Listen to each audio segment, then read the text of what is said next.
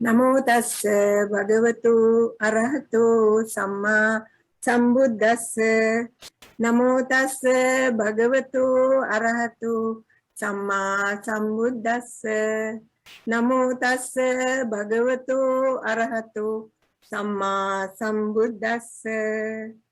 Friends, today we'll be looking at Gilana Sutta 1 and Gilana Sutta 2. That is the sick ward 1 and 2 from the Vedana Sangyutta of the Sangyutta Nikaya.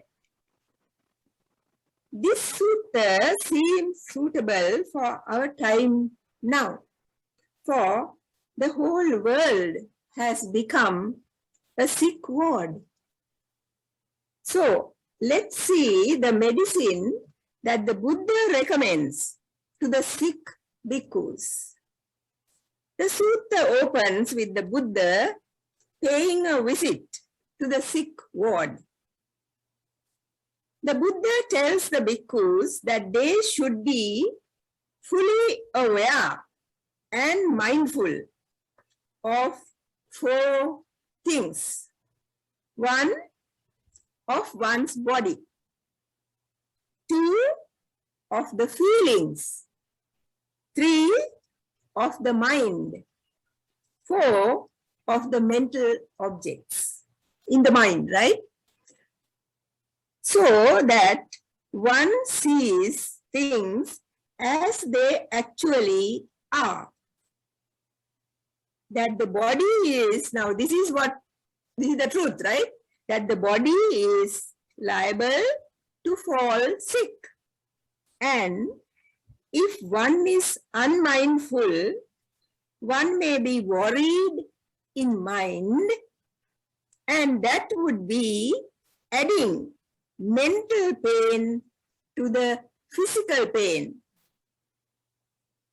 According to the Buddha, the world is not the earth, but this 5 or 6 foot body, each one's body is the world. For that person, this is the body for me. Similarly for you, the body that you have, which is impermanent, arisen dependent on causes and conditions, that is karma, the previous karma. So he says, that is the Buddha says, one should let go of longing for or dislike for this world, the body.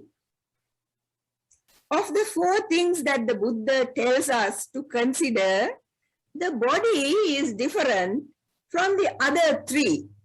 For we can touch it and see it, and it looks solid, though it is not so.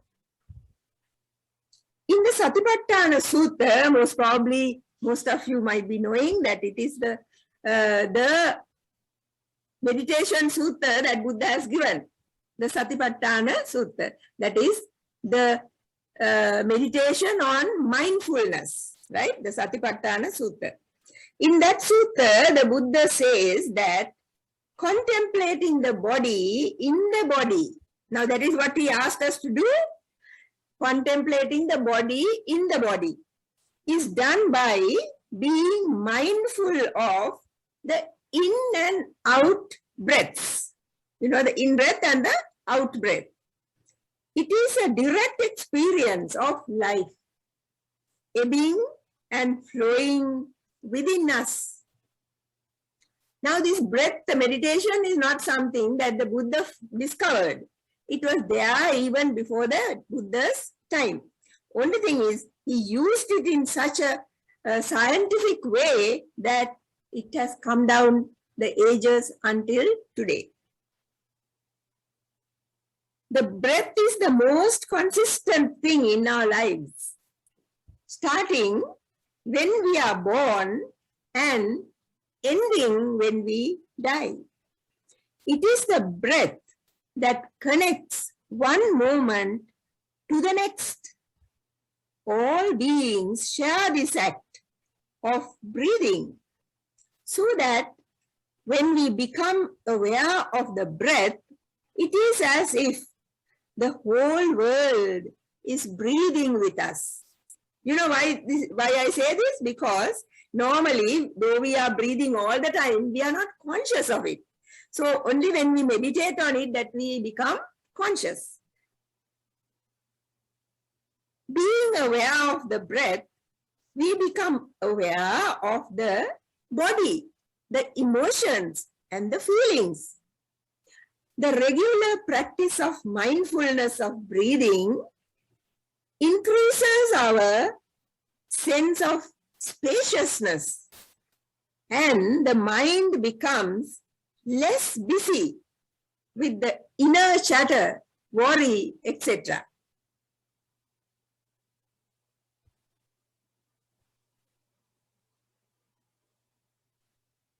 The Buddha chose the breath for meditation, which is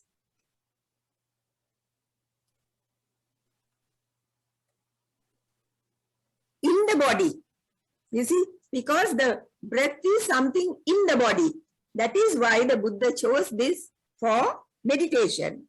Though we cannot see it as it is, not like the body, we cannot see the breath. It has other properties. Though we cannot see it, it has other properties like changing from warm to cool, or being long or short breaths, etc., etc. Though we don't see the breath, we can feel it moving in our body, going in through the nose and coming out too. So we can understand anicca, its impermanence, and how it could give us dukkha, or unsatisfactoriness or suffering. And therefore, because of those two things, it's non-self or anatta. Clear awareness is exercised by being mindful when any action is done, such as walking, looking, wearing robes, eating, drinking, even defecating, urinating, standing, sitting, sleeping, speaking, and also being silent. Now, these are some of the things that we do every day.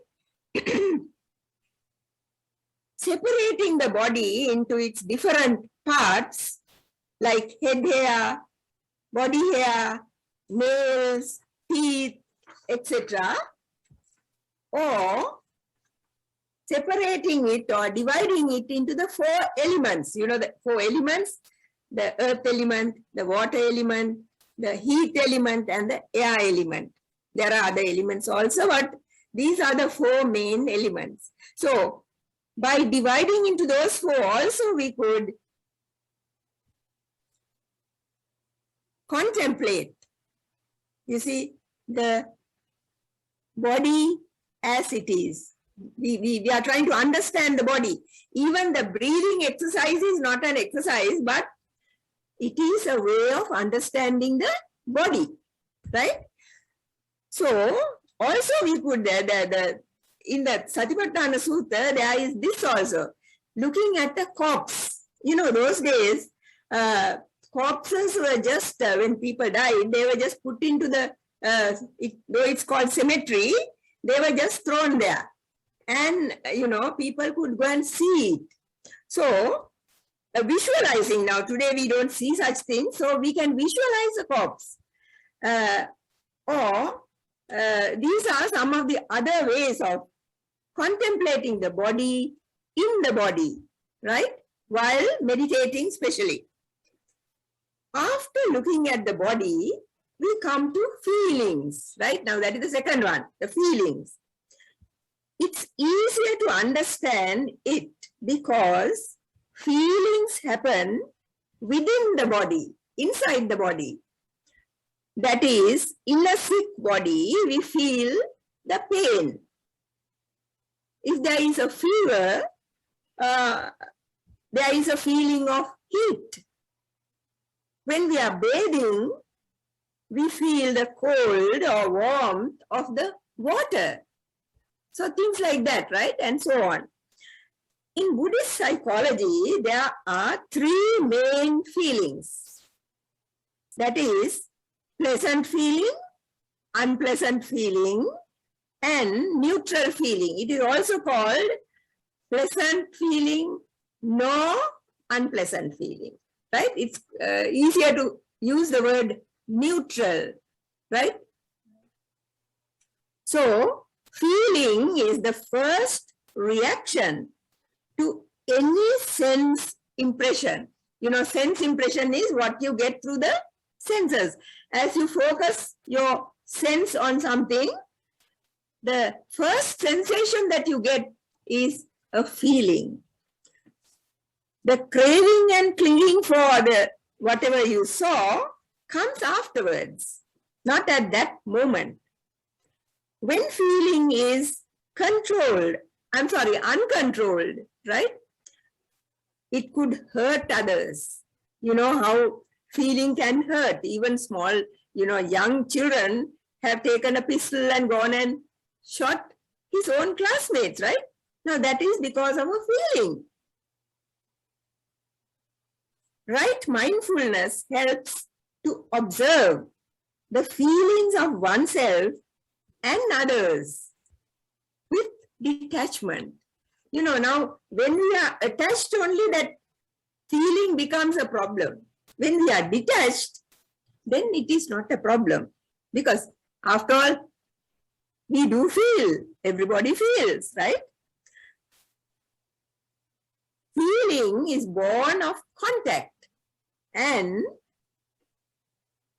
feelings of oneself and others. Helps. Now, when you contact something and you feel whatever feeling you get about it, that helps to promote life. Now, if it is a positive feeling, it helps to promote life. Otherwise, it also helps to destroy life. You know that, isn't that so? So feelings play an important role in the life of humankind, especially even animals, right?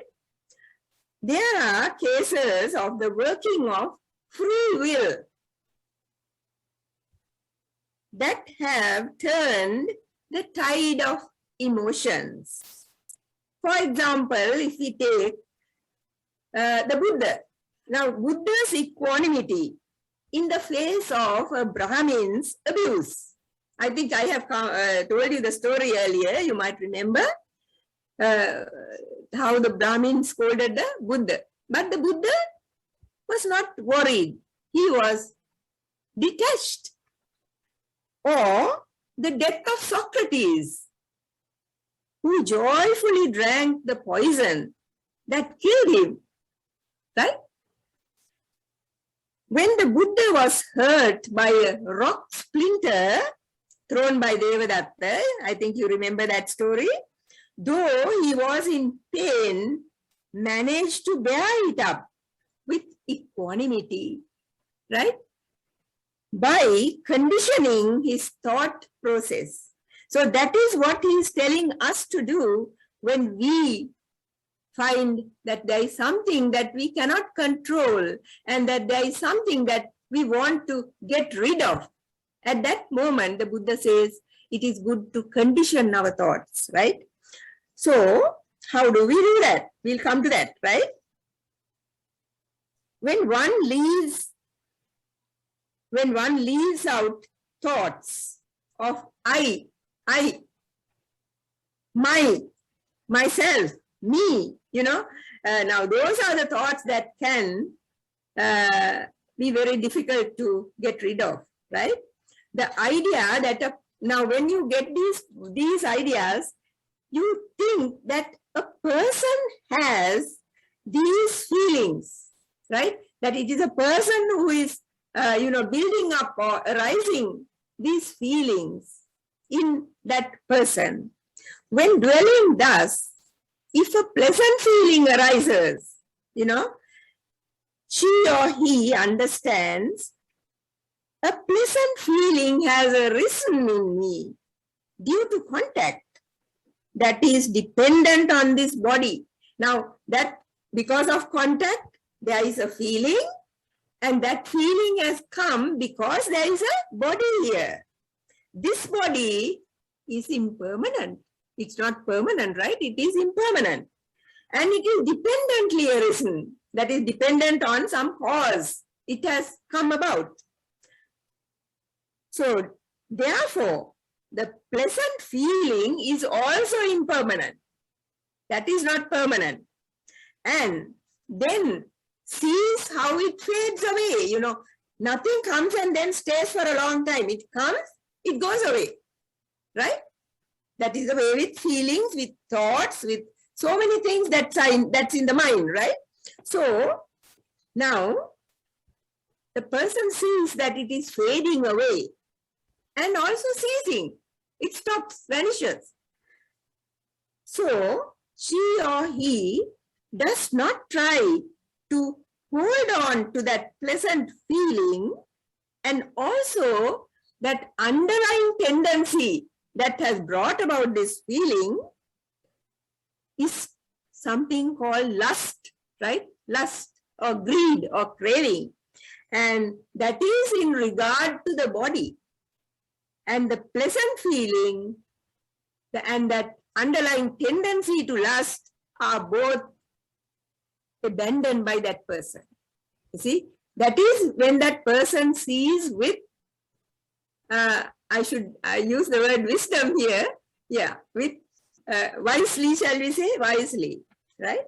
So, similarly, when a painful feeling arises, one regards it as impermanent and causally arisen, that means due to conditions, and abandons whatever aversion has arisen with regard to the body.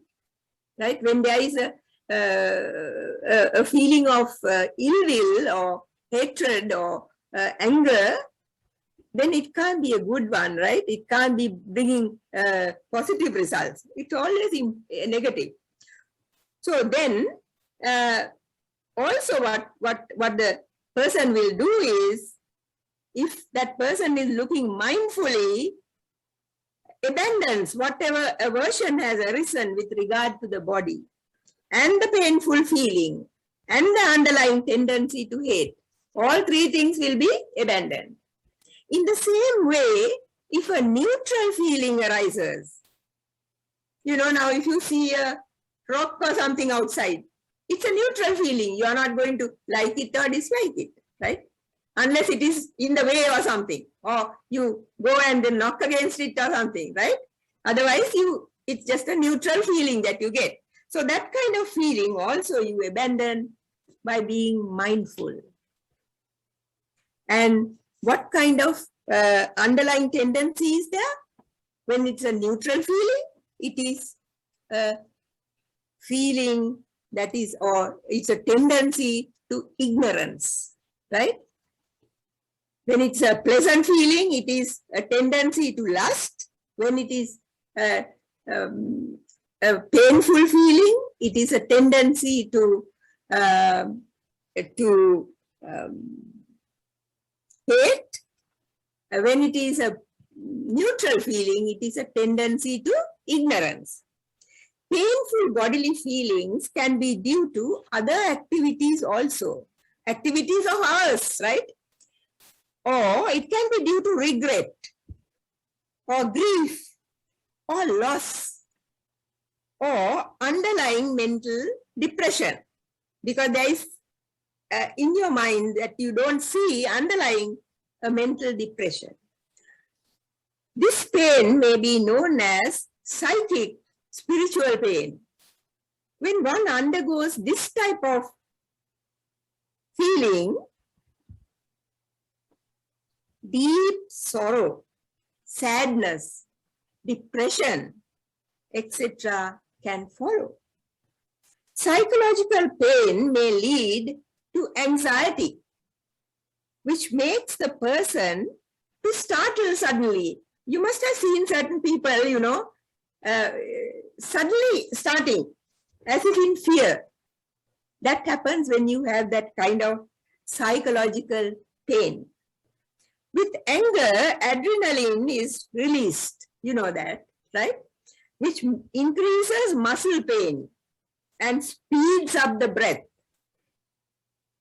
Emotional pain can result in violence, aggression, taking drugs or alcohol, eating disorders, or even self-harm. Talking to someone that is a trusted person, you must trust that person, right? Or exercising, some kind of physical activity like running or, you know, that kind of thing, right? Or jogging.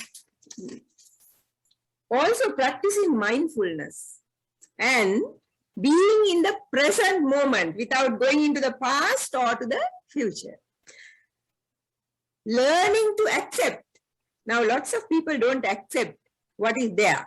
They always want something different. So, and then let go are some of the antidotes to this type of psychological pain. When we think of sensuality and the trouble we undergo to achieve it, we would see the difficulties, the fear of losing what is gained, and loss of independence. Because you're not independent to do whatever you want. You want certain things, you know,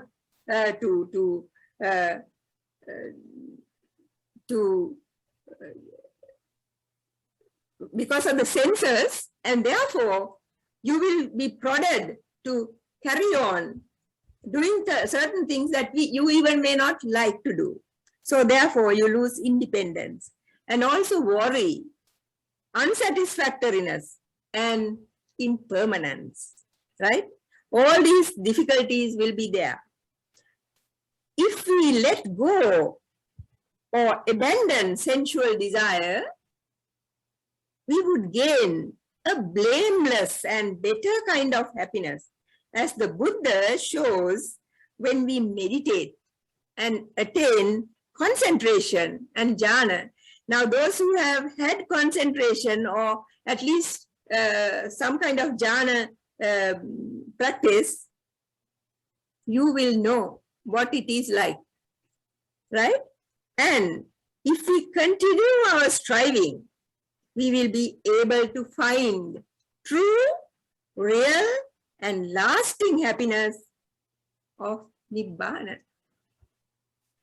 The Buddha also referred to the mind. One does not consciously do anything. Now, the earlier things that we were talking about, feeling and body, right? We had certain things to do, right? But here you don't do anything as such. One does not consciously do anything, but only watches, right? And understands the mind. That is now like this, to be able to recognize a lustful mind. Now, if a lustful idea comes, right? Then you see that there is a lustful thought in your mind. Then if it is an unlustful thing, a mind without lust, then also you realize, my mind is free from lust. Then also, if you find that your mind is with hatred, you realize, you look and see that there is hatred in your mind. And if it is free from hatred, that also you see. And supposing it's a mind with delusion, you know, delusion means ignorance, then also you see that. If it is without ignorance, that also you see, right? So these are the ways, not actually active ways like earlier. So the mind can be very tricky, you know that, The mind can be very tricky. But after seeing the body and feelings, it's easier to understand the mind because we can see how it deceives us and how we judge others and always see oneself as better than the others. When the body is sick, it's the mind that makes us suffer by creating thoughts and feelings of fear and pain. It's not the body that does it. The body is like, a piece of log. It's the mind that does all these things. Honestly, becoming aware of the mind, we could purify it and make it a friend and not our enemy. Instead of feeling sorry for oneself, the Buddha gives a plan to lift up their minds and hearts. Now he's, doing all this to help the sick bhikkhus. It can help us too. When this plan is worked out, there will not be time to feel sorry. There won't be any time to feel sorry because you're, activating the plan, right? A new spirit of joy and hope will enter their minds. They will be able to leave aside their physical condition and begin to think of the three things that Buddha shows us as the characteristics of this world. Now, immediately you must be thinking of those three things, right? That is anicca, impermanence, dukkha, unsatisfactoriness, and anatta, no self. And those three things they would think about without attachment, right? Without getting attached to any of these things. Now, in the modern world, science has changed the attitudes of the people. Today, human beings are obsessed with technology and what it has given us for our enjoyment. People think this world where we live is the only world of any value to investigate and talk about any other worlds is a waste of time and energy. That's how people think, you see. Therefore, many people find precepts or spirituality or meditation for concentration, something like boring, time-consuming, and useless. That's how they look at these things. So, renunciation of any kind is an old-fashioned idea. But Buddhism is a teaching of renunciation. It's not only the leaving of household life for the homeless, but also the practice of giving up gradually the attachments that we so fondly grasp, thinking they alone will give us or provide us with happiness.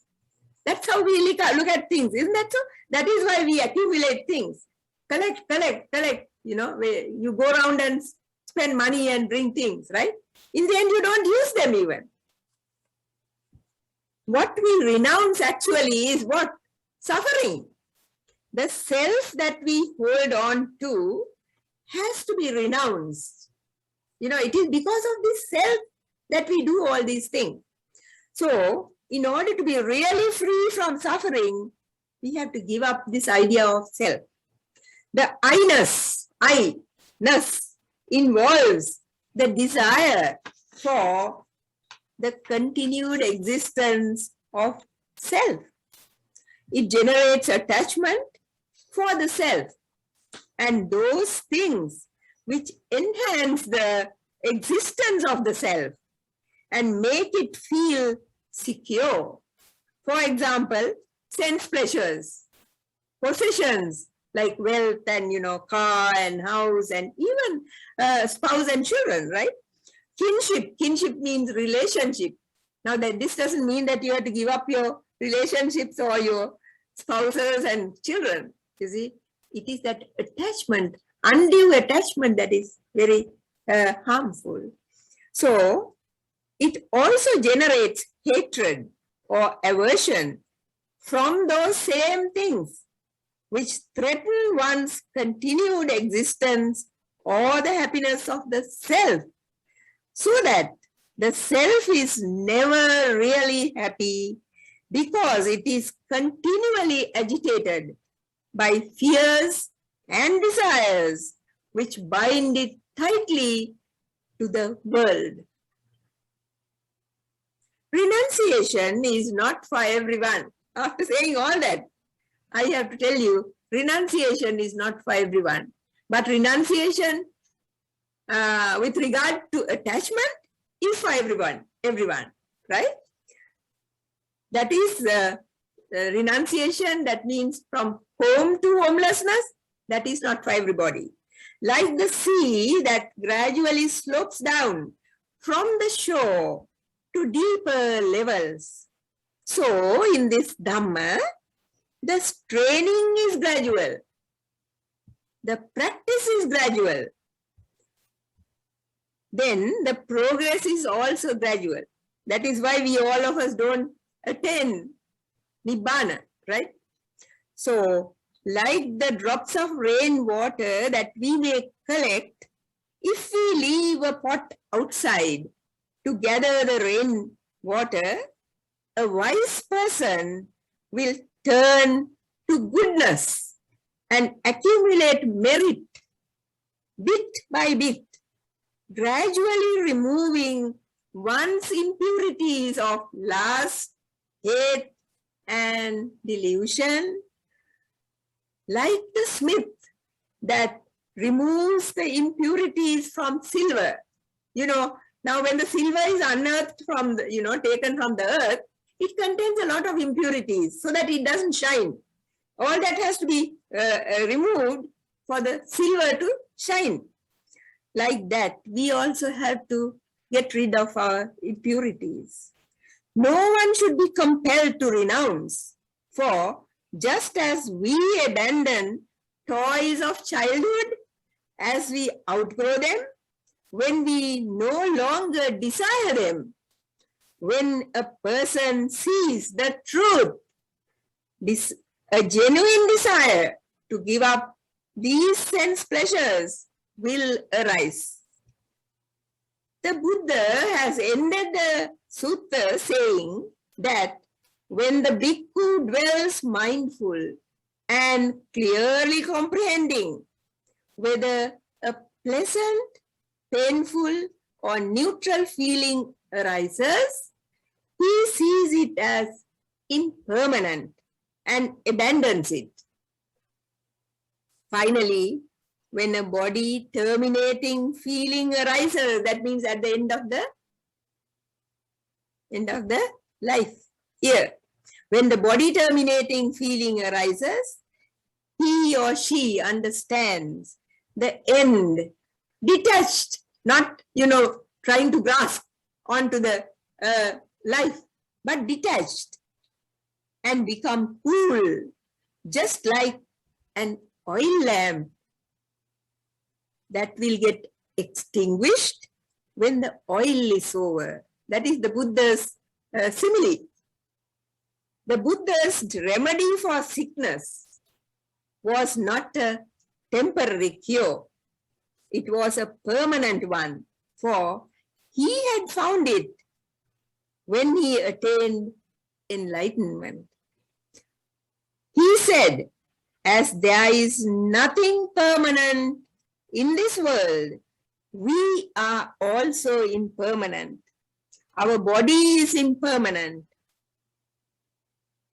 That is why sickness and death come to us. This is the truth.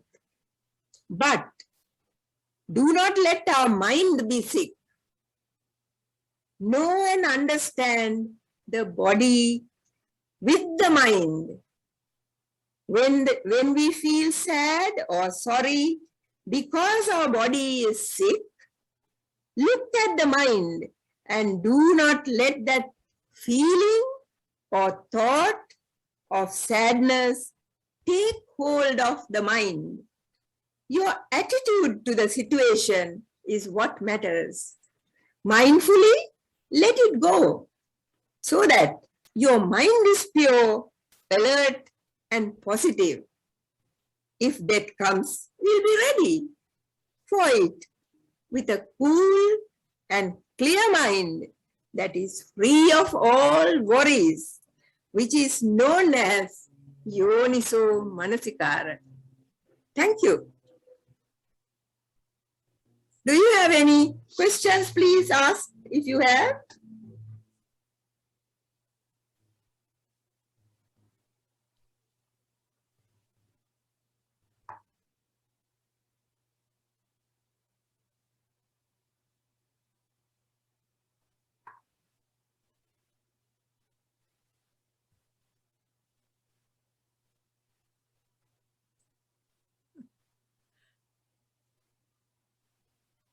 So then, but today I have not really prepared a special meditation for you, because I thought now that you know what feelings are, I thought that I could use the feelings and the breath,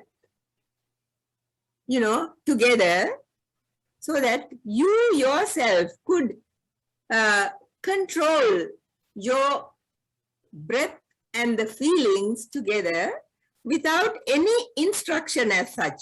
I will just ring the bell and I will give you 10 minutes to practice, right? And then I will ring the second bell. But this is how you must look at it. Now, you know that you have feelings. You have also thoughts. So first thing is, when you get, when you start, now you start with the breath, right? You look at the breath. As the breath goes in through the nose, you look at that. And then when it comes out, you look at that. And you keep on looking at the breath in and out. And as you keep on looking at it, what happens? Suddenly a thought comes, or a feeling comes. So then you see what kind of feeling. Is it a lustful one, angry, hate, ignorant, conceited? What kind of feeling it is? Just give it a label. Not a long label, but it could be even feeling, whatever the feeling, right? Or if it is a thought or thinking, like that. Did you understand? I hope you understood. So may I ring the bell now? So sit properly with your upper body straight and sitting on your cushion or your chair, and close your eyes. Take a few deep breaths.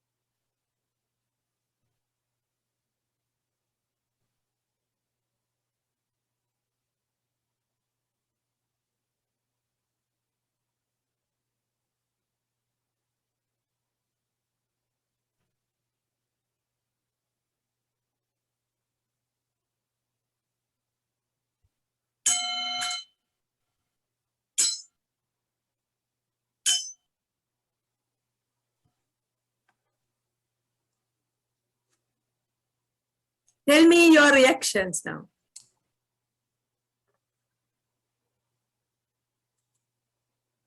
What do you feel? Do you feel relaxed? I too meditated a little bit. With you all. So tell me, what do you feel? Do you feel relaxed and calm?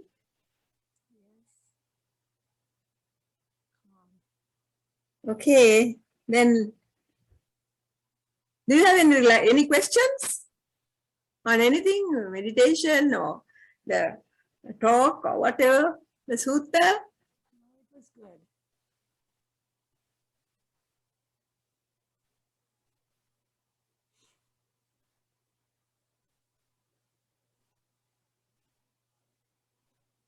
Is there any special sutta that anyone would like to discuss?